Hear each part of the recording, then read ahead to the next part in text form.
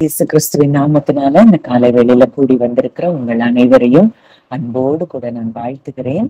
இந்த நாளிலும் தேவன் தம்முடைய வார்த்தையின் மூலம் அவர் நம்மை அந்த வார்த்தையை அனுப்பி நம்மை சுகப்படுத்துகிற தேவனாய், நம்மை பலப்படுத்துகிற தேவனாய் அவர் இருக்கிறபடினால இந்த நாளிலும் கூட கர்த்தர் தன்னுடைய வெளியேற பெற்ற அன்பினால் ஒவ்வொரு பிள்ளைக்கும் என்ன கொடுக்கணுங்கிறது நம்ம அப்பா அறிந்திருக்கிறபடியினால் சில பிள்ளைகளுக்கு என்ன உணவு கொடுக்கணும், ஒவ்வொருத்தருக்கும் என்னென்ன உணவு கொடுக்க வேண்டும் என்பதை அவர் அறிந்திருக்கிறபடினால் இந்த காலை வேளையில இங்க கூடி வந்திருக்கிற நம்ம ஒவ்வொருவருக்கும் என்ன தேவைங்கிறத அவர் அறிந்து இந்த நாளிலும் அவர் தன்னுடைய வார்த்தையாகிய மன்னாவை இன்றைக்கு தருகிறார் என்பதை நான் கர்த்தருக்குள் விசுவாசிக்கிறேன். நம்ம நேற்று தினம் பார்த்த அந்த சமாதானத்தை குறித்துதான் இன்றைக்கும் நம்ம தொடர்ந்து பார்க்க போகிறோம். இந்த சமாதானம் நம் இருதயத்துல எப்பொழுதுமே இருந்தால் நம்ம உலகத்தை ஆளுகை செய்ய முடியும். அதனாலதான் இந்த சத்துருவானவன் எப்பொழுதுமே நம் சமாதானத்தை கெடுக்கும்படியாய் அவன் கிரியை செய்து கொண்டிருக்கிறான் என்பதை நம்ம அறிந்து கொள்ளணும். நம்ம ஆவியின் கனிகள்ல முதல் 3 கனிகளே அன்பு, சந்தோஷம், சமாதானம். நம்ம இந்த முதல் ஆதாம்ல இருந்து நம்ம பார்க்கும் பொழுது நம்ம பார்க்கிறோம், முதல்ல அவன் திருடினது ஆதாமினுடைய சமாதானத்தை. அவன் தேவனோடு கூட இருந்த அந்த சமாதான உறவை அவன் திருடினா, அடுத்ததா அவன் உள்ளத்துல இருந்த அந்த சமாதானத்தை அவன் திருடினதை நாம் பார்க்கிறோம். அப்போ அவன் நம்ம வசனத்துல பாக்குறோம், திருடன் திருடவும் கொல்லவும் அழிக்கவும் வருகிறானே அன்றி வேறொன்றுக்கும் வரான், நானோ அவைகளுக்கு ஜீவன் உண்டாகவும் அந்த ஜீவன் பரிபூரணப்படவும் வந்தேன். அப்போ திருடன் திருட அழிக்க கொல்ல வருகிறான்னா அவன் முதல்ல எதை திருட வர்றான் அப்படின்னா, நன்றாக நம்ம அறிந்து கொள்ளணும், நம்முடைய சமாதானத்தை திருடவே அவன் வருகிறான். நம்முடைய சந்தோஷத்தை திருடவே அவன் வருகிறான். நம்ம இந்த உலகத்துல நம்ம எல்லா விதமான ஆசீர்வாதங்களினாலும் கிறிஸ்துவுக்குள்ள நம்ம ஆசீர்வதிக்கப்பட்டிருக்கிறோம். இந்த முதல் ஆதாம் கிட்ட இருந்து அவன் திருடினதே முதலாவது சமாதானத்தை தான் திருடுறான். இந்த சமாதானத்தை அவன் திருடினபடியினாலதான் அங்க ஆதாமுக்குள்ள பயம் வருது. அங்க தோட்டத்துல அந்த விருட்சங்களுக்குள்ள அவன் போய் ஒளிந்து கொள்ளுகிறதை பார்க்கிறோம். நான் நிர்வாணியா இருப்பதினால் பயந்து ஒளிந்து கொண்டிருக்கிறேன். தேவன் கிட்ட அதுவரைக்கும் பகலின் குளிர்ச்சியான வேளையில அவரோடு கூட உறவாடி கொண்டிருந்த அந்த ஆதாம் அதற்கு பின்பாக அந்த தேவனோடு கூட உறவாட முடியாத குற்ற மனசாட்சியில் அகப்பட்டு அவன் என்ன செய்யறான், சமாதானத்தை, தேவனோடு கூட இருந்த சமாதானத்தையும் அவன் மனது இழந்து போகிறது, அவனுக்குள்ள இருந்த அந்த சமாதானத்தையும் அவன் இழந்து போகிறதை நாம் பார்க்கிறோம். அப்போ முதல் ஆதாமின் மூலம் நம்ம அந்த பாவ சாயலாய் நம்ம மாறினது நிமித்தம் நமக்குள்ளேயும் அந்த சமாதானம் கெட்டுதான் இருந்தது. அந்த தேவனோடு கூட இருந்த சமாதானமும் நம்ம மனதிலையும் கூட சமாதானம் இல்லாமல் தான் நாம் இருந்தோம். ஆனால் அக்கிரமங்களினாலும் பாவங்களினாலும் மரித்தவர்களாய் இருந்த நம்மை அவர் கிறிஸ்துவுடனே கூட நம்ம என்ன செய்திருக்கிறாராம், உயிர்ப்பித்திருக்கிறாராம். அப்போ முதல் ஆதாம் அந்த பாவ சாயல், அந்த முதல் ஆதாமின் வித்து தான் நம்ம எல்லாருக்குள்ளேயும் செயல்பட்டு கொண்டிருந்தது. ஆனா இரண்டாம் ஆதாமாகிய கிறிஸ்து நமக்காக மரித்த பொழுது நாமும் அவரோடு கூட மரித்து அந்த முதல் ஆதாமின் வித்து அது முழுவதுமாய் மரித்து போனதை நாம் அறிந்து கொள்ள வேண்டும்.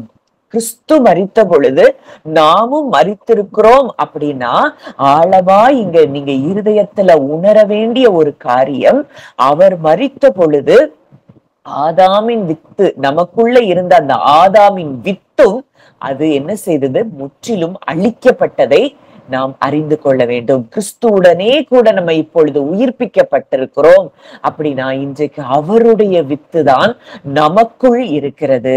அவருடைய வித்து நமக்குள்ள இருக்குதுன்னா அவருடைய சந்தோஷமும் சமாதானமும் தான் நமக்குள்ள இருக்கிறது.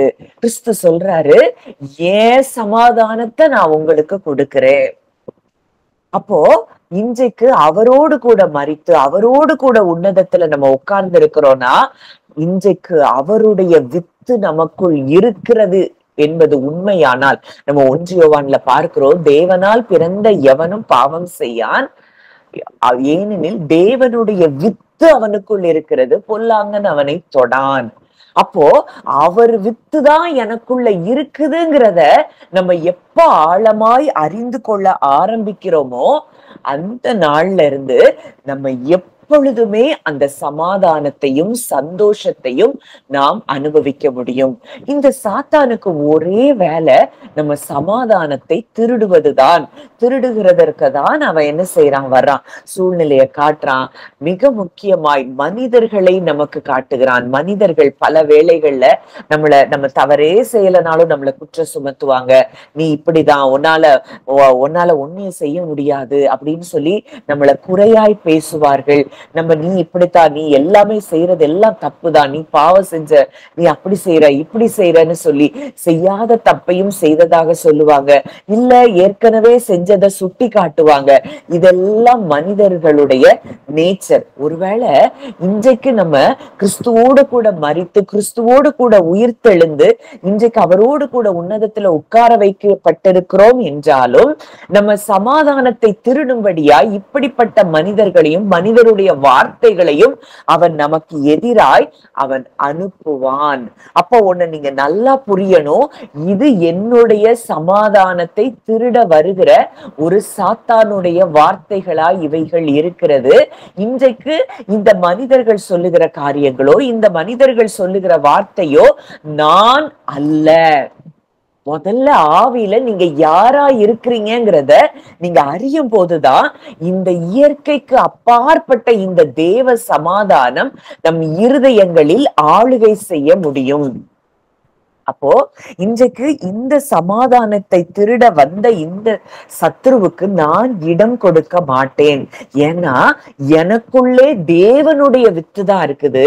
தேவனுடைய சமாதானத்தை இன்றைக்கு நல்லா நம்ம தியானித்து பார்த்தோம்னா, நீங்க இந்த காஸ்பல் எல்லாத்துலயும் பாத்தீங்கன்னா பரிசேயர் சதுசேயர் தொடர்ந்து இயேசு கிறிஸ்துவை குற்றச்சாட்டி கொண்டுதான் இருக்கிறாங்க.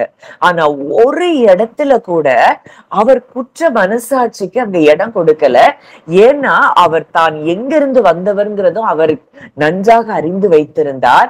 தன் அப்பா யார், தான் யார், தன்னை தன் தகப்பன் எப்படி பார்க்கிறார், இதுதான் எனக்கு முக்கியம், இவங்க சொல்றது நான் கிடையாதுங்கிற இடத்துல அவருடைய இருதயத்தை அந்த தேவ சமாதானம் காத்து கொள்ளும்படியாக, அந்த தேவனை ஆளுகை செய்யும்படியாக அவர் இருதயத்தை அங்கு இடம் கொடுத்திருந்ததை நாம் பார்க்கிறோம்.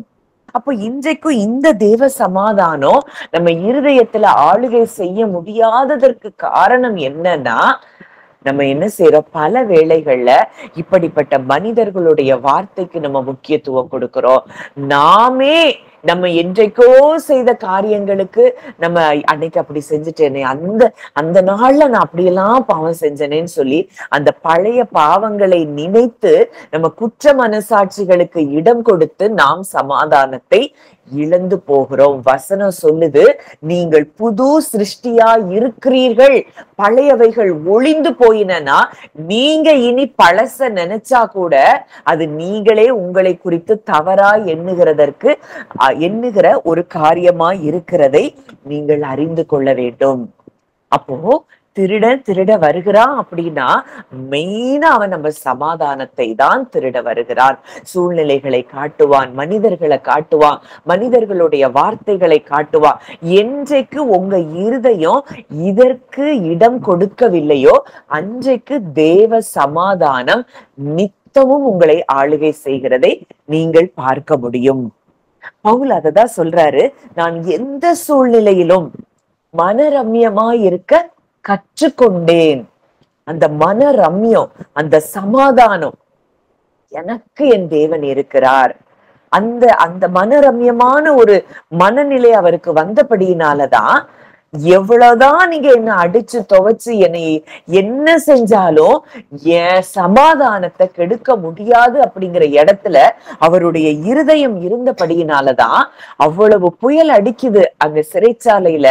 அவ்வளவு பெரிய ஒரு கொடூரமான அத்தனை அடிகளையும் வாங்கி அங்க கட்டி வைத்திருக்கப்பட்ட சூழ்நிலையில கூட அங்கே தேவனை அவர்களால் துதிக்க முடிந்ததை நாம் பார்க்கிறோம். இன்னைக்கு ஒரு சின்ன சூழ்நிலை மாறின உடனே நம்ம சமாதானம் கெட்டு போயிருது. அங்க அவ்வளவு தூரம் அத்தனை மக்களுக்கு முன்பாக அவமானப்படுத்தி அடித்து அவங்கள துன்புறுத்தி அவங்கள கட்டி வச்சிருக்கிறாங்க சிறைச்சாலைக்குள்ள.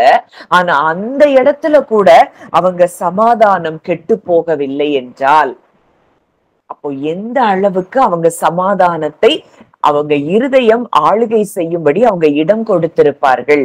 இன்னைக்கு நம்ம இந்த சமாதானம் நம் இருதயங்களை ஆளுகை செய்யும்படி நாமும் இடம் கொடுக்க வேண்டும் என்பதற்காகத்தான் தேவன் இந்த வார்த்தைகளை நம்மோடு கூட பேசிக் கொண்டிருக்கிறார். அப்போ இந்த தேவ சமாதானம் நம்ம இருதயத்தை ஆளுகை செய்யும் போது நாம் சூழ்நிலைகளை பார்க்க மாட்டோம், மனிதர்களை பார்க்க மாட்டோம், மனிதர்களுடைய வார்த்தைகளை பார்க்க மாட்டோம். நம்ம இருதயமே நமக்கு எழும்பி பல காரியங்களை சொல்லலாம், அதையும் நம்ம என்ன செய்வோம், புறக்கணித்து தள்ளுவோம்.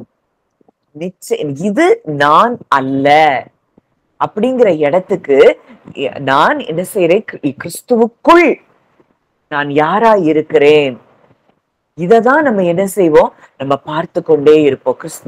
கிறிஸ்துவின் மூலமா நானும் என்ன செஞ்சிருக்கிறேன், சிலுவையில் அறையப்பட்டிருக்கிறேன். என்னுடைய பழைய மனிதன் அவன் மரித்து போய்விட்டான். என்னுடைய பழைய அந்த ஆதாமின் வித்து, எனக்குள்ள அந்த வித்து அது முற்றிலுமாய் அழிக்கப்பட்டு புதிய வித்தை நான் பெற்றிருக்கிறேன், கிறிஸ்துவின் வித்தை நான் பெற்றிருக்கிறேன் அப்படிங்கிற இடத்துக்கு நம்ம இருதயம் எப்பொழுது வருகிறதோ அந்த சமாதானம் நம் இருதயங்களை ஆளுகை செய்ய தொடங்கும்.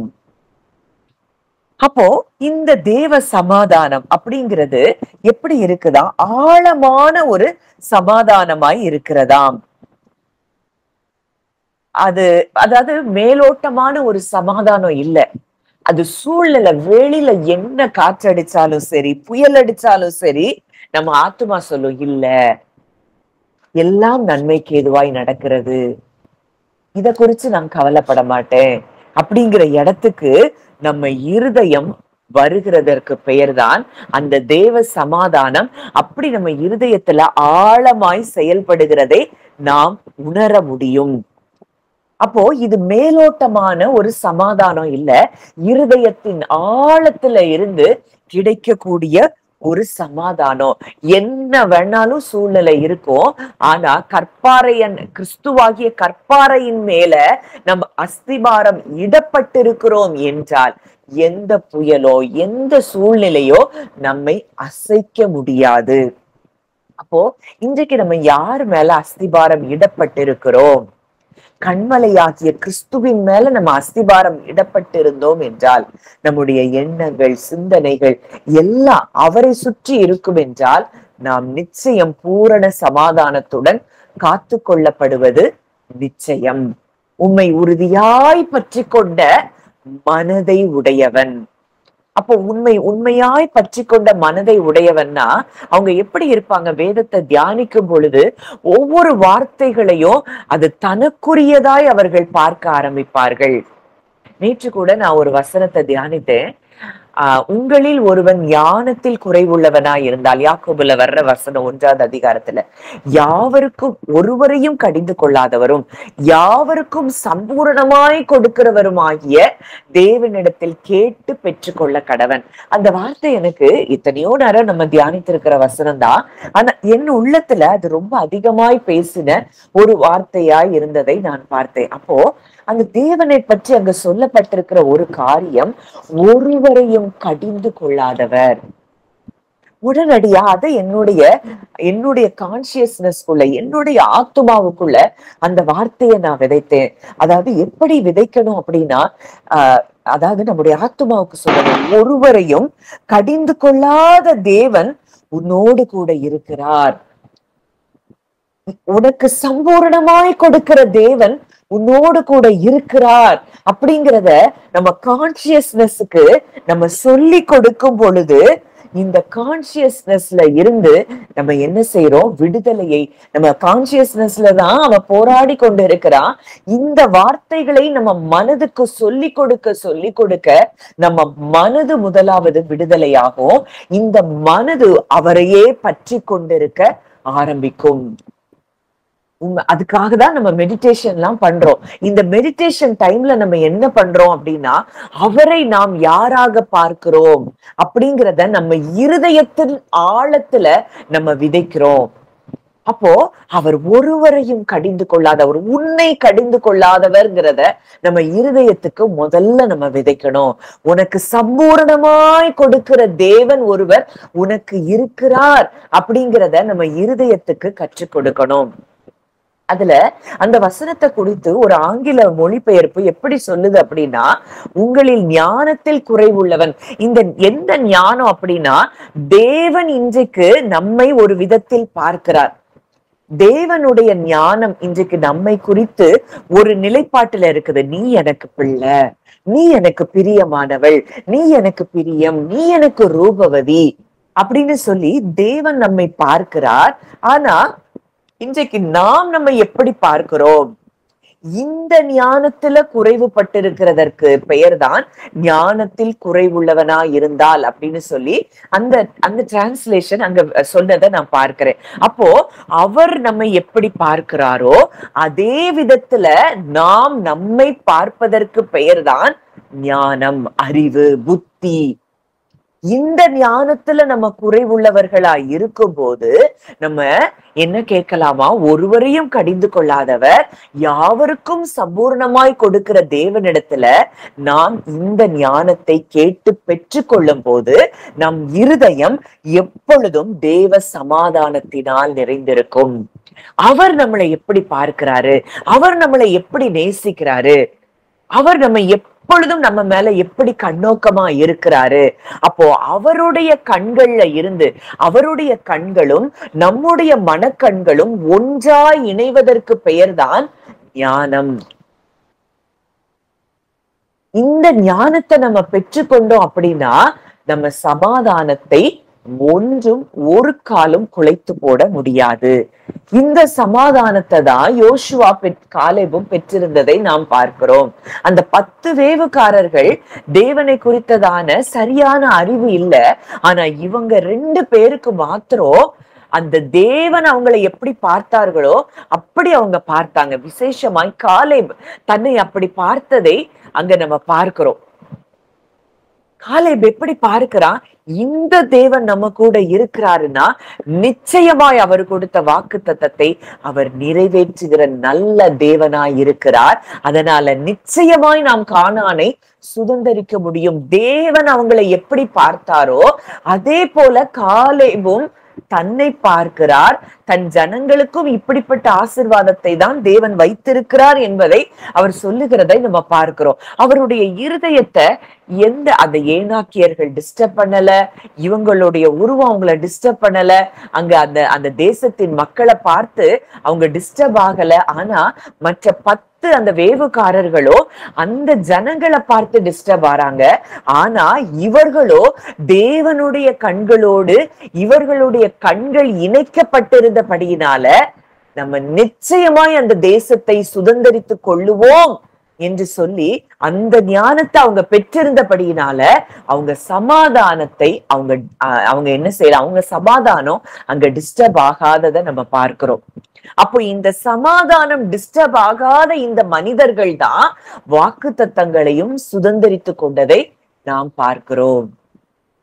அப்போ இன்றைக்கு நம்ம இருதயம் ஒரு சின்ன விஷயத்துல கூட கலங்கி போகுதுன்னா நம்ம இன்னும் இந்த ஞானத்தை நாம் கேட்க வேண்டிய இடத்தில் இருக்கிறோம். தேவனுடைய கண்களோடு நம்முடைய மனக்கண்களும் இணைக்கப்படும் பொழுதுதான் இந்த தேவ ரகமான சமாதானத்தை நாம் பெற்றுக்கொள்ள முடியும்.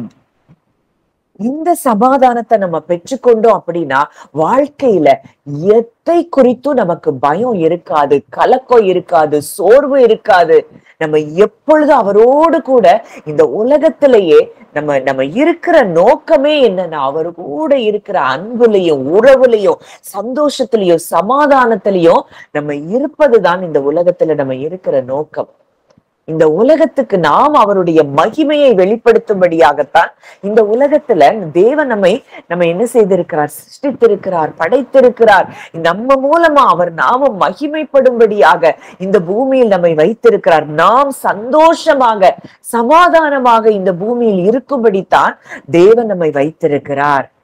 அப்போ இந்த ஞானத்தை நாம் பெற்றுக்கொள்ள வேண்டும். அதாவது நம்முடைய இருதயமும் அவருடைய இருதயமும் ஒன்றாய் இணையும் பொழுதுதான் இந்த சமாதானத்தை நாம் பெற்றுக்கொள்ள முடியும். இந்த சமாதானம் ஆழமான தேவ சமாதானமாய் இருக்கிறதை நாம் பார்க்கிறோம். யோவான் 16:33 பார்க்கிறோம், என்னிடத்தில் உங்களுக்கு சமாதானம் உண்டாகும் பொருட்டு இவைகளை உங்களுக்கு சொன்னேன்.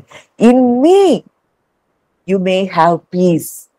எனக்குள்ள என்னிடத்துல என் மூலமாய் உங்களுக்கு என்ன உண்டு? நிச்சயம் சமாதானம் உண்டு. அது எப்படி அவர் மூலமாய் அந்த சமாதானம் நாம் பெற்றுக்கொள்ளுகிறோம்?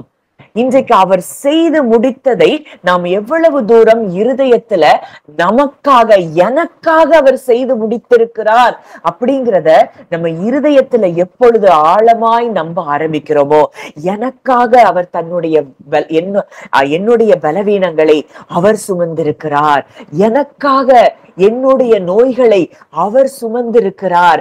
இதை எப்ப ஆழமா நீங்க விசுவாசிக்க ஆரம்பிக்கிறீங்களோ, இத உங்க இருதயத்துல இந்த வார்த்தைகளை நிரம்பி நீங்க பேச ஆரம்பிக்கிறீங்களோ, உங்க இருதயத்துல அந்த சமாதானம் முதலாவது நிரம்பும்.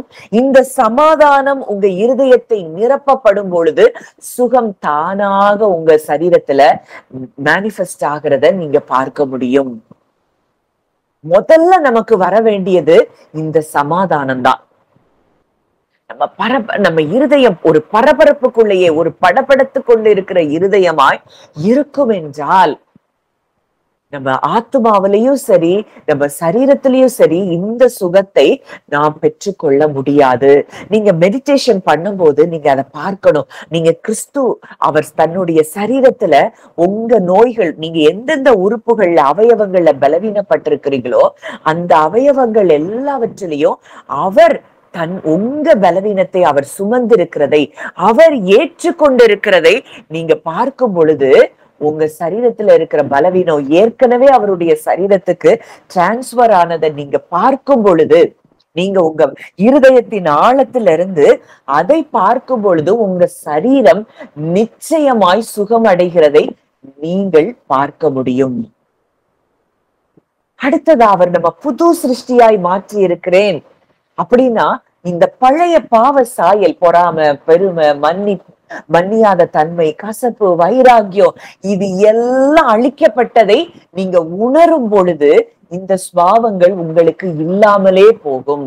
நான் இன்றைக்கு தேவனுடைய வித்தை பெற்றிருக்கிறேன், தேவன் இன்றைக்கு எனக்குள் வாசம் செய்கிறார், இன்றைக்கு அவர்தான் என் நேச்சரே, அவருடைய நேச்சர் தான் என்னுடைய நேச்சர் அப்படின்னு வரும்போதுதான் நீங்க அந்த பாவ சுபாவங்களை பழைய மனுஷனை நம்ம களைந்து போட முடியும். உள்ளான மனிதன்ல நம்ம புதிதான ஆவி உள்ளவர்களாய் நாம் மாற முடியும். இன்றைக்கும் நம்ம இந்த சமாதானத்தை நம்ம பெற்றுக்கொள்ள முடியாததுக்கு காரணம் இன்னும் இந்த பழைய மனுஷனை நாம் களைந்து போடவில்லை. அந்த பழைய மனுஷன் சிலுவையில அவன் மரித்து அடக்கம் பண்ணப்பட்டு புதிய மனுஷனாய் நம்ம உயிரோடு எழுந்திருக்கிறோம். இத நம்ம ஆழமா நம்ம தியானிக்கணும். நம்ம தேவனுக்கு பிள்ளைகள் அப்படிங்கிறத நம்ம இருதயத்துல ஆழமா நம்ம தியானிக்கணும். நம்ம பரலோக தகப்பனுக்கு நீ பிள்ளையா இருக்கிறங்கிறத உங்க மனதுல நீங்க உங்களுக்கு சொல்ல சொல்ல சொல்ல சொல்ல இந்த இருதயம் என்ன செய்யும்? ரெஸ்டுக்குள்ள வரும். எவ்வளவு பெரிய தேவனுக்கு பிள்ளை, செங்கடலை பிளந்த தன்னுடைய நாசியின் சுவாச காற்றினால் செங்கடலை பிளந்த தேவனுக்கு நீ பிள்ளையா இருக்கிறாய். அப்போ உன் வாழ்க்கையில எதையும் செய்ய அவரால் முடியும் என்பதை நீ நினைக்கணும்னு சொல்லி நம்ம ஆத்மாவுக்கு, நம்ம மனதுல நம்ம மெடிடேட் பண்ண பண்ண பண்ண பண்ண நம்ம மனது அவரை உறுதியாய் பற்றி கொள்ள ஆரம்பிக்கும். உம்மை உறுதியாய் பற்றி கொண்ட மனதை உடையவன் உண்மையே நம்பி இருக்கும்போது, நம்பி இருக்கிறபடியினால் இந்த மனது, இந்த மெடிடேஷன் பண்ண பண்ண பண்ண பண்ண நம்ம இருதயம் அவரோடு கூட இணைக்கப்படுகிறதை நீங்கள் காண்பீர்கள். அந்த இணைக்கப்பட்ட இருதயம் மாத்திரம்தான் பூரண சமாதானத்தை பெற்றுக்கொள்ளும். அப்போ இந்த தேவ சமாதானம் அப்படிங்கிறது அது ஒரு சூப்பர் நேச்சுரல் ஒரு சமாதானம், இயற்கைக்கு அப்பாற்பட்ட ஒரு தேவ சமாதானமாய் நம்ம பார்க்கிறோம். பிலிப்பியர் 4வது அதிகாரம் 7வது வசனத்துல பார்க்கிறோம்.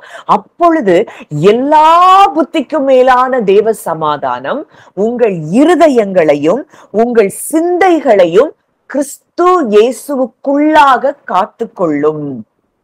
The peace of God which surpasses all understanding, எல்லா புத்திக்கும் மேலான தேவ சமாதானம். இது மனுஷனால இந்த சமாதானத்தை பார்க்க முடியாது, பெறவும் முடியாது. இது தேவனை பெற்றவர்கள் மாத்திரமே இந்த சமாதானத்தை பெற்றுக்கொள்ள முடியும். அப்போ இது லாஜிக்கலா இந்த சமாதானம் சூழ்நிலை எல்லாம் எதிராதான் இருக்கும். ஆனா இப்போ அந்த ஆதி அப்போஸ்தலர்களுக்கு அவங்களுக்கு வந்த பிரச்சனைகள், அப்போஸ்தலர் நடபடிகள்லாம் நீங்க வாசித்து பாத்தீங்கன்னா எல்லாமே அவங்களுக்கு எதிரடையா இருந்தா கூட இந்த பரிசுத்த ஆவியினால் அவங்க நிரப்பப்பட்ட பிறகு, தேவனை அவர்கள் அறிந்து கொள்ள ஆரம்பித்த பிறகு அவங்க இருதயம் எப்பொழுதும் சமாதானத்துல இருந்ததை பார்க்கிறோம். பேதுரு அது வரைக்கும் சிலுவையில இயேசு கூட இருந்தப்ப கூட அந்த சமாதானம் பேதுருக்கு இல்ல. ஆனா பரிசுத்த ஆவியானவர் மூலம் அந்த சமாதானத்தை, சந்தோஷத்தை பெற்றுக்கொண்ட பிறகு அடுத்த நாள் அவனுக்கு சிரச்சேதம் என்கிற ஒரு நிலை தான் அங்க இருந்தது. அப்ப கூட நிம்மதியா அந்த சிறைச்சாலையில அவர் தூங்கி கொண்டிருக்கிறதை நாம் பார்க்கிறோம். ஏன்னா எங்களுக்கு தெரியும், எங்களை அனுப்பின ஒரு தேவன், எங்களை அழைத்த தேவன், நாங்க இந்த பூமியில ஒன்றை செய்து முடிக்கணும்னு சொல்லி ஒரு நோக்கத்தோடு அவர் எங்களை வைத்திருக்கிறார்னா அவர் சித்தம் இல்லாம எங்க தலையில இருக்கிற ஒரு முடி கூட விழாது என்பதை அவங்க அறிந்திருந்தபடியினாலதான் அவங்க எப்பொழுதும் சீஷர்கள் சந்தோஷத்தினாலும் பரிசுத்த ஆவியினாலும் நிரப்பப்பட்டிருந்தார்கள் என்பதை நாம் பார்க்கிறோம். அப்ப இந்த சமாதானத்தை, இந்த சந்தோஷத்தை தான் கிறிஸ்து நமக்கும் வைத்து செஞ்சிருக்கிறார். இதை இன்றைக்கு நம்ம எல்லாரும் சுதந்திரித்துக் கொள்ள வேண்டிய இடத்துல நாம் இருக்கிறோம். அப்போ இது லாஜிக்கல், ஹியூமன் லாஜிக், மனுஷ மூளைக்கு அப்பாற்பட்ட ஒரு சமாதானம். அங்க காற்றும் புயலும் அடிக்குது. இயேசு படகுல தூங்கி கொண்டு இருக்கிறார். சீஷர்கள் எல்லாம் பயந்து இயேசுவை எழுப்புறாங்க. முதலாவது இயேசு கேட்ட ஒரு வார்த்தை, ஏன் பயப்பட்டீர்கள்? அப்போ என்ன புயல் அடிச்சான, காற்று அடிச்சான, உங்க கூட இருக்கிறவர் யார் என்பது உங்களுக்கு தெரியவில்லையா? அற்ப விசுவாசிகளே, ஏன் பயப்பட்டீர்கள்? ஏன்னா நம்ம அப்பா நம்ம கூட இல்லாதத உணரல, அப்பா நம்ம கூட இருக்கிறத உணரல அப்படின்னாலே நம்ம எல்லாருக்கும் என்ன இருக்குன்னா அற்ப விசுவாசம். நம்ம சூழ்நிலைகளை பார்த்து பயந்து, சூழ்நிலைகளை பார்த்து சோர்ந்து போனாலே நமக்கு என்னதான் இருக்கு? அற்ப விசுவாசம். ஆண்டவர் இன்றைக்கு நம்மளை பார்த்துதான் கேட்கிறார், ஏன் பயப்படுகிறீர்கள் அப்படின்னு சொல்லி.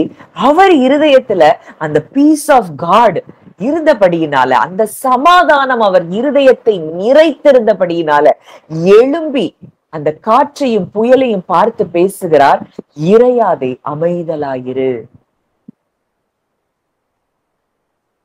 நம்ம ஏற்கனவே நம்ம பார்த்தோம், அவர் ஒரு மொழிபெயர்ப்புல அங்க சொல்லப்பட்டிருக்கு, அங்க அவர் வார்த்தையே பேசல. நம்ம ஒரு வார்த்தையை நம்ம பிள்ளைகளை அதட்டும் போது உஷ் அப்படின்னு சொல்லுவோம், அத போலதான் அவர் அங்க அந்த ஒரு வார்த்தையை தான் சொன்னாரா, அங்க காற்றும் கடலும் அவருக்கு கீழ்ப்படிந்ததாம். இன்னைக்கு நம்ம பல நேரங்கள்ல ஜெபிக்கிறோம், கன்ஃபஸ் பண்றோம்.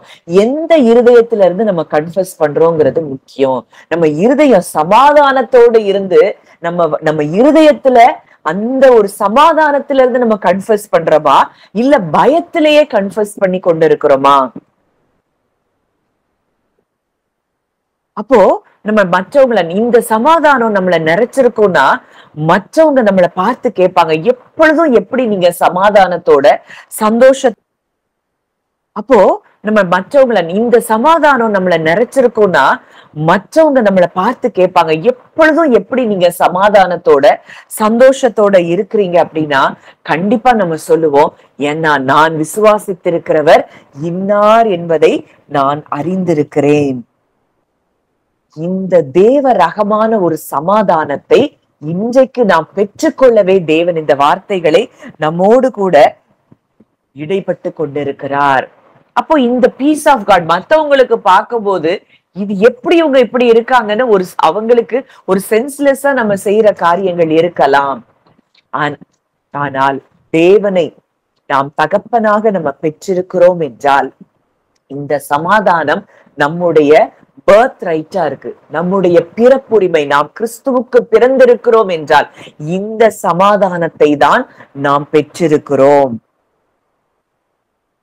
பவுல் சொல்றாரு, அப்பொழுது எல்லா புத்திக்கும் மேலான சமாதானம் உங்கள் இருதயங்களையும் உங்கள் சிந்தைகளையும் கிறிஸ்து இயேசுவுக்குள்ளாக காத்து கொள்ளும்.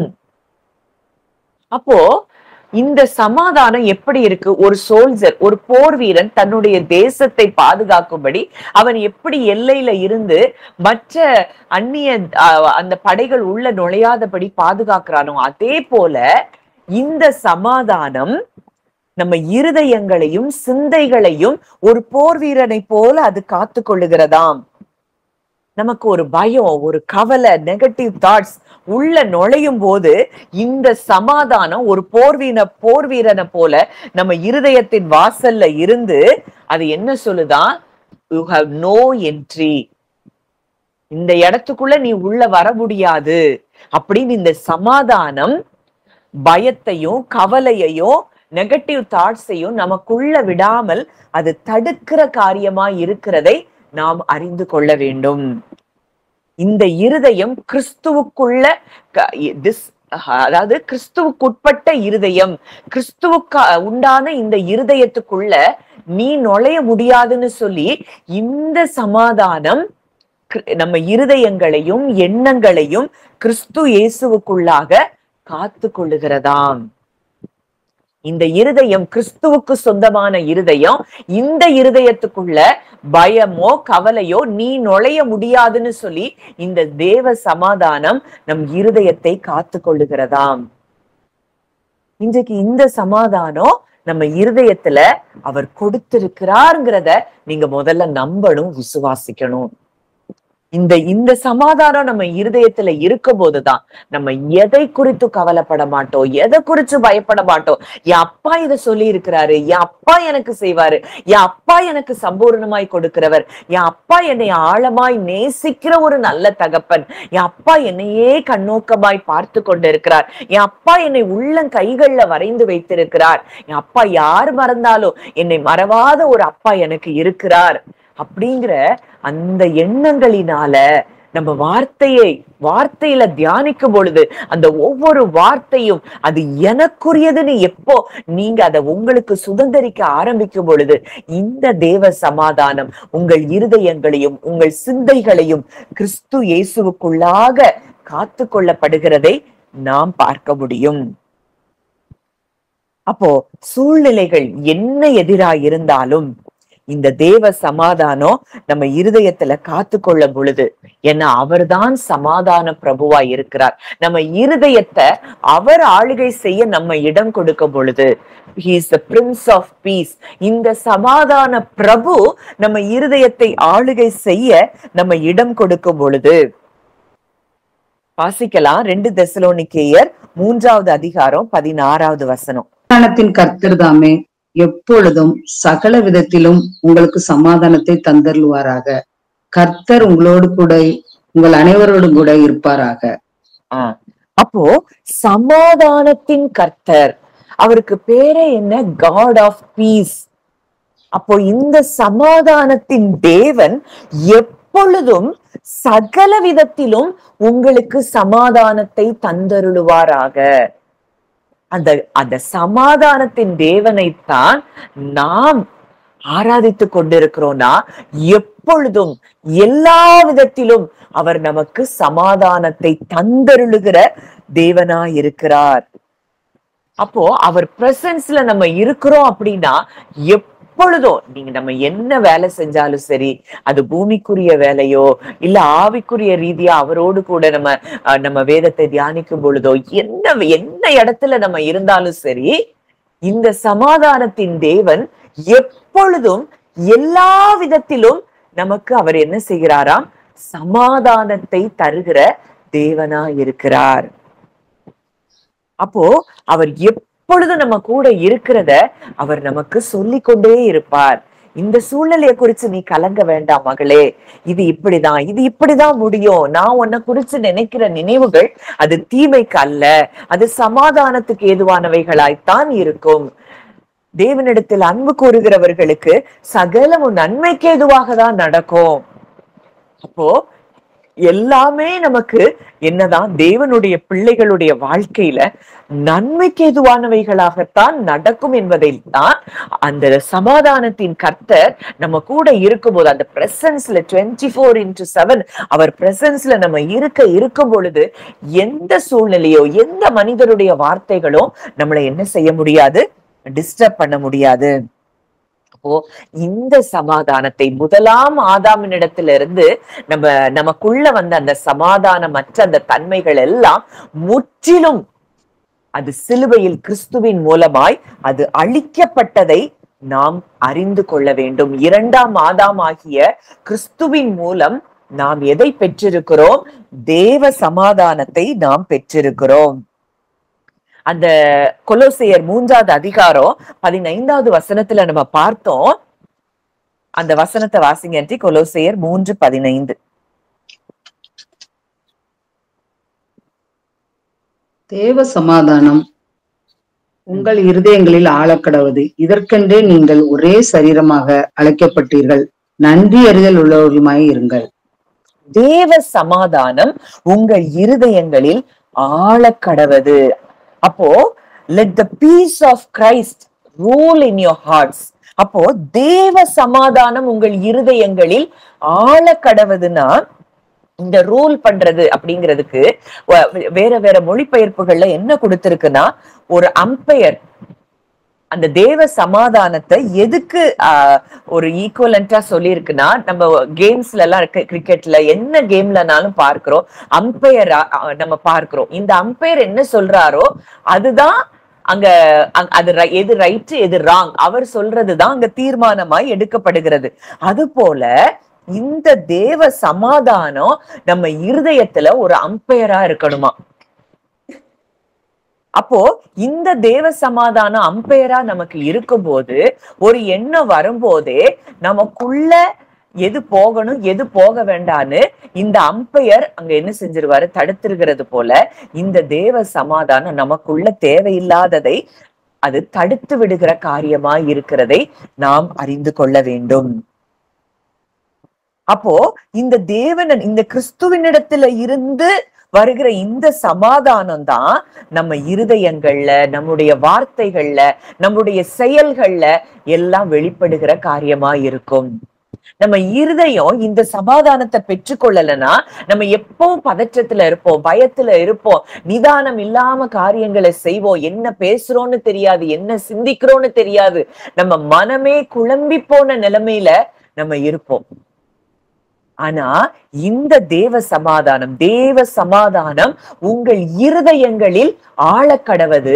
நம்ம அந்த 2 தெசலோனிக்கேயர் 3:16 பார்த்தோம், சமாதானத்தின் கர்த்தர் எப்பொழுதும் எல்லாவற்றிலும் உங்களுக்கு சகல விதத்திலும் சமாதானத்தை தந்தருளுவாராக. அப்போ அந்த சமாதானம் தான் என் இருதயத்துல அம்பையரா இருக்கு, சோல்ஜரா இருக்கு அப்படிங்கிறத நீங்க அறிந்து கொள்ளும் போது உங்க இருதயத்துல இருக்கக்கூடிய தேவையில்லாத எந்த கன்ஃபியூஷன், எந்த கோபமோ, எந்த ஒரு கான்ஃபிளிக்ட் எது எழும்பினாலும் இந்த சமாதானம் உங்க இருதயத்தை ஆளுகை செய்யும். உங்க எமோஷன்ஸ் உங்களை ஆளுகை செய்யாது. நீங்க உங்களுக்குள்ள இருக்கிற இந்த பதற்றங்கள் உங்களை ஆளுகை செய்யாது. அப்போ இந்த சமாதானம் நம்ம இருதயத்தை ஆளுகை செய்யும் போது நம்ம மற்றவங்களை ஈஸியா மன்னிக்க முடியும். நம்ம இருதயம் சமாதானத்துல இருக்கும், எப்பொழுதும் அன்புல இருக்கும்.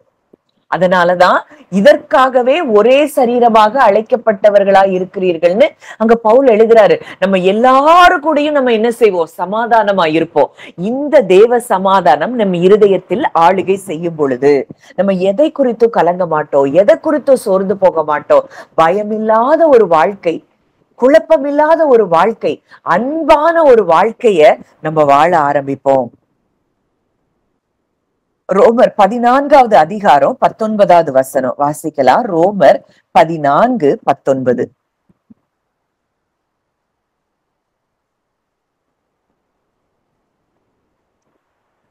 ரோமர் 14:19. ஆனபடியினால் சமாதானத்துக்கு அடுத்தவைகளையும் அந்நியோனிய பக்தி விருத்தி உண்டாக்கத்தக்கவைகளையும் நாடக்கடவும். சமாதானத்துக்கு அடுத்தவைகளையும் அந்யோன்ய பக்தி விருத்தி உண்டாக்கத்தக்கவைகளையும் நாடக்கடவோம். அப்போ நம்ம என்ன செய்யணுமா? அதுல என்ன போட்டிருக்குன்னா, let us therefore make every effort. நம்ம எஃபர்ட் எடுக்கணுமா? to do what leads to peace and to mutual edification. நம்ம சமாதானத்துக்கு அடுத்தவைகள் பக்தி விருத்தி, அந்யோன்ய பக்தி விருத்தி உண்டாக்கத்தக்கவைகள். அப்போ இன்னைக்கு மற்றவங்க கூட நம்ம சமாதானத்துல இல்லைன்னா நமக்கு நிச்சயம் பக்தி விருத்தி உண்டாக்கப்பட முடியாது. நம்ம இருதயம் ரெஸ்ட்லெஸ்னஸ் ஸ்டேட்ல தான் இருக்கும். அப்போ நம்ம சமாதானத்துக்கு அடுத்தவைகளை நாடணும், அந்யோன்ய பக்தி விருத்திக்கு உண்டானவைகளை நம்ம நாடணும். அதுக்குதான் நம்ம எஃபர்ட் எடுக்கணுமா? நம்ம இன்னைக்கு இந்த சூழ்நிலை சரியாகணும், அவங்க அப்படி பேசுறாங்க, இவங்க இப்படி பேசுறாங்க இப்படின்னு மற்றவங்க வெளிப்புறத்துல மற்றவங்க நம்மள அவங்க சரி பண்றதுலயே நம்ம இருக்கிறோம். நிச்சயமா அது நடக்கும். ஆனா உங்க இருதயம் அதுக்கு முன்பாக சமாதானத்துக்குள்ள வர வேண்டும் என்பதுதான் தேவனுடைய சித்தமாய் இருக்கிறது. சமாதானத்துக்கு அடுத்தவைகளை மாத்திரம்தான் நம்ம தேடும்படியா நம்ம எஃபர்ட் எடுக்கணும். இளைப்பாறுதல்ல நம்ம இருக்கும்படியாதான் நம்ம எஃபர்ட் எடுக்கணும். எபிரேயர் 4ல நீங்க வாசித்து பாருங்க. அந்த இளைப்பாறுதல்ல பிரவேசிக்கிறதற்கு நம்ம என்ன செய்யணுமா? முயற்சி எடுக்கணுமா? இந்த இளைப்பாறுதல்ல நம்ம பிரவேசிக்கும் பொழுது மற்ற காரியங்கள் அது தானாய் நடக்கிறத நம்ம பார்ப்போம். நேற்று கூட ஒரு சகோதரி என்கிட்ட அவங்க ஷேர் பண்ணாங்க. ஒரு சகோதரி கூட அவங்களுக்கு கூட ஒரு கான்ஃபிளிக்ட் ஆயிருச்சு. அப்போ அவங்களுக்கு திருப்பி ஐயோ நம்ம அவங்க கூட அப்படி பேசியிருக்க கூடாது, நம்ம அவங்கள்ட்ட நம்ம சாரி கேட்கணும், மன்னிப்பு கேட்கணும் அப்படின்னு சொல்லி அவங்க இருதயம் அந்த சமாதானத்துக்கு அடுத்தவைகளை அது விரும்பின பொழுது அந்த சம்பந்தப்பட்ட அந்த நபரே இவங்கள்ட்ட வந்து பேசி சமாதானமானாங்களாம். அப்போ நம்ம இருதயம் சமாதானத்தை நாடும் பொழுது, சமாதானத்துல இருக்கும் பொழுது சுற்றி இருக்கிற எல்லா நபர்களும் நம்ம கூட சமாதானம் ஆகிறதை நாம் பார்க்க முடியும். ஒருவனுடைய வழிகள் கர்த்தருக்கு பிரியமா இருந்தால் அவனுடைய சத்துருக்களும் அவனோடே கூட சமாதானம் ஆகும்படி செய்வார். அடுத்ததா நன்றி அறிதல் உள்ளவர்களாயும் இருங்கள். Thankful heart. இந்த தேங்க்ஃபுல் ஹார்ட் எப்பவும் ஆண்டவருக்கு நன்றி சொல்லி கொண்டே இருக்கும்.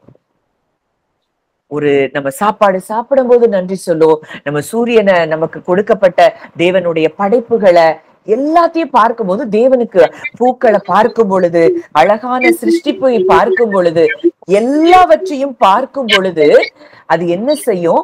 அது நன்றி சொல்லி கொண்டே இருக்கும். அது வாழ்க்கையின் பிரச்சனைகளை அது போக்கஸ் பண்ணவே செய்யாது. அப்போ இந்த நன்றி அறிதல் உள்ள இருதயம் நமக்கு இருக்கும் பொழுது நம்ம இருதயம் எப்பொழுதும் சமாதானத்தோடு இருக்க நம்ம பார்க்க முடியும். அப்போ இந்த 2 நாட்களாய் தேவன் நம்மோடு கூட இடைப்படுகிற ஒரு வார்த்தை, நம்ம இருதயம் எப்பவும் எப்படி இருக்கணும்?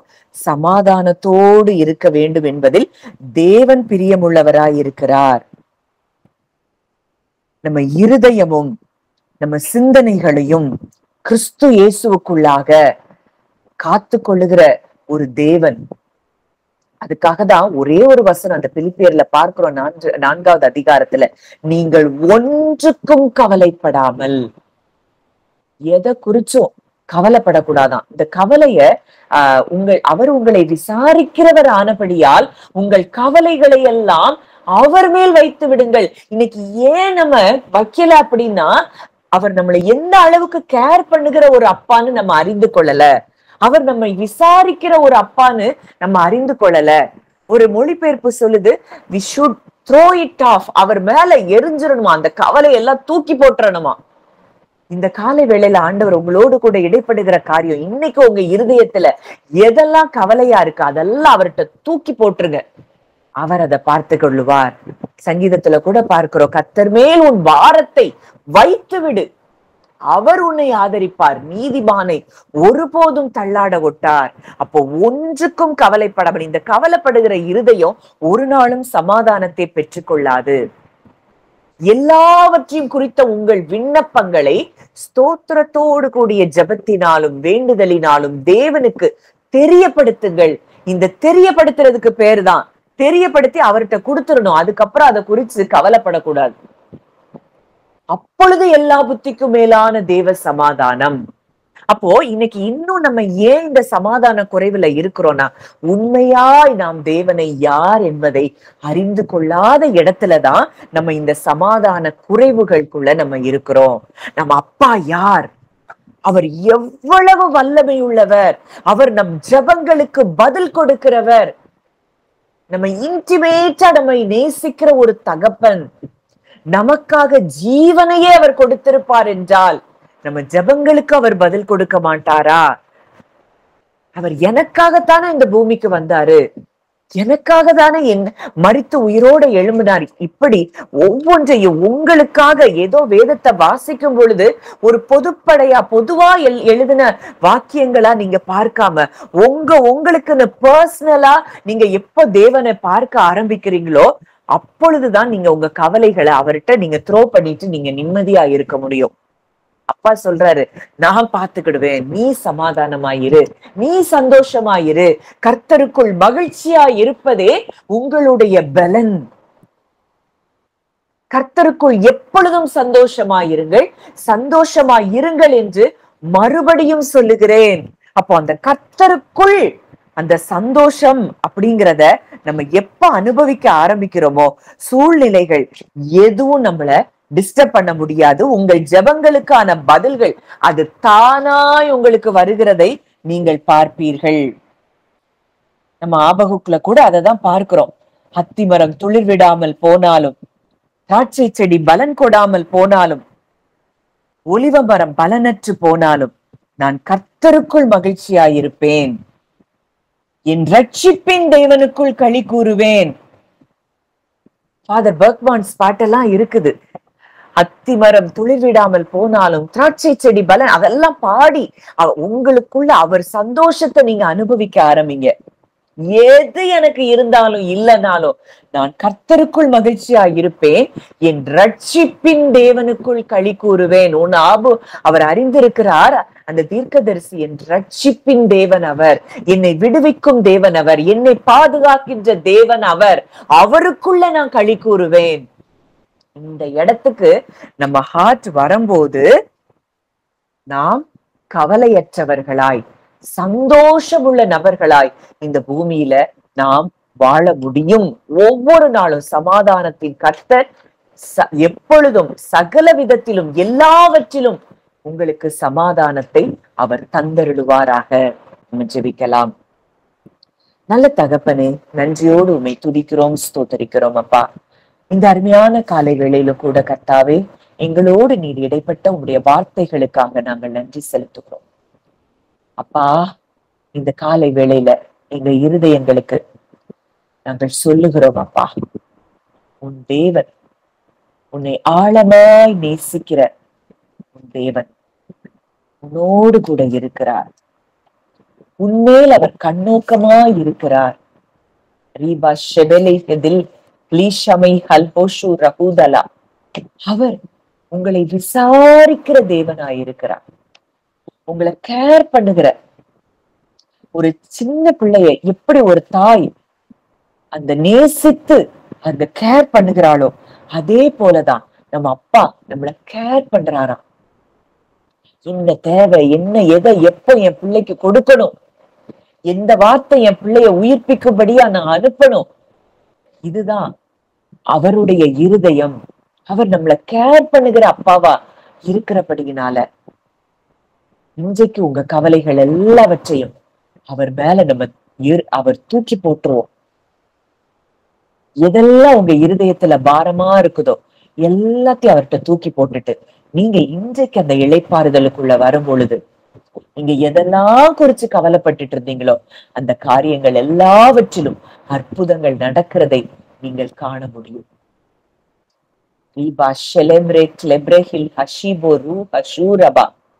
அவருடைய மார்பில நம்ம எல்லாரும் சாய்ந்து கொண்டிருக்கிறோமா? அவருடைய மார்பில சாய்ந்து கொண்ட நேச குமாரத்திகளாய் நேச குமாரர்களாய் நாம் இருக்கிறோம் என்றால் எந்த சூழ்நிலையும் நம்மை அசைக்க முடியாது. அவருடைய கரத்துக்குள்ள நாம் இருக்கிறோம் என்று சொல்லி இயேசு கிறிஸ்து சொல்லுகிறார். ஒருவனும் என் கரத்தில் இருப்பவைகளை பறித்துக் கொள்ள முடியாது. அவர் கரத்துக்குள்ள இருக்கிறோமா? பிதாவாகிய தேவனுடைய கரத்துக்குள்ள நாம இருக்கிறோமா? நம்ம தலையில இருக்கிற ஒவ்வொரு முடிய கூட அவர் எண்ணி வைத்திருக்கிறாராம். நம்மள ஒருவரும் ஒரு காலம் நம்ம எந்த சூழ்நிலையும் நம்மை தொட முடியாதபடி அவருடைய ரத்தம் நம்ம மேல தெளிக்கப்பட்டு கொண்டே இருக்கிறதை நாம் பார்க்க வேண்டும். அவர் சொல்றாரு, உன் போக்கையும் உன் வரத்தையும் இது முதற்கொண்டு நான் என்றைக்கும் காப்பேன். அப்பா சொல்றாரு, நான் பாதுகாப்பேன். இஸ்ரவேலை காக்கிற நான், உன்னை காக்கிற நான், உறங்காமலும் தூங்காமலும் உன்னை பாதுகாக்கிறேன். இந்த வாழ்க்கைய, இந்த சந்தோஷத்தை, இந்த சமாதானத்தை நம்ம அனுபவிக்க ஆரம்பிப்போம். அப்பா சமாதானத்தின் கர்த்தரே, நாங்கள் எல்லாவற்றிலும் எப்பொழுதும் சகல விதத்திலும் நீங்க எங்க இருதயத்துல அந்த சமாதானத்தை தரும்படியாக நாங்கள் ஜெபிக்கிறோம். அப்பா, இந்த சமாதானம், இன்றைக்கு நாங்கள் பெற்றிருக்கிற இந்த சமாதானத்தை ஒருவனும் ஒரு காலம் எங்களிடத்தில் இருந்து எடுத்து போட முடியாது என்று சொல்லி நாங்கள் பேசுகிறோம். அப்பா, நீர் எங்களோடு கூட இருக்கிறீர், எங்களுக்குள் நீர் வாசம் பண்ணுகிறீர். அப்பா, இந்த உலகத்தை படைத்தவரே எங்களுக்குள் நீர் இருக்கிறீர். அப்பா, சர்வத்தையும் தன்னுடைய வார்த்தையினால் தாங்கி கொண்டிருக்கிறவர் எங்களோடு கூட இருக்கிறீர், எங்களுக்குள் இருக்கிறீர், நாங்கள் உமக்குள் இருக்கிறோம். அப்பா, இந்த எண்ணங்கள் எங்களுக்குள்ள பெருக எனக்கு நீங்க கிருபை தாங்க. எப்பொழுதும் இந்த சமாதானத்தோடு நாங்கள் வாழ எங்களுக்கு கிருபை தாங்கப்பா. வந்த ஒவ்வொருவரையும் நீர் பலப்படுத்தி இருக்கிறீர், திடப்படுத்தி இருக்கிறீர், தைரியப்படுத்தி இருக்கிறீர். அப்பா, உமக்கு நாங்க நன்றி செலுத்துகிறோம். இன்னும் உங்க வார்த்தைகள்ல நாங்க பலப்பட கர்த்தர் எங்களுக்கு உதவி செய்வீராக. உங்களுடைய கரங்களிலே எங்களை தாழ்த்தி ஒப்பு கொடுக்கிறோம். கர்த்தர் ஆசீர்வதித்து வழி நடத்தும். இயேசுவின் மூலம் கேட்கிறோம் ஜீவனுள்ள நல்ல பிதாவே, ஆமென்.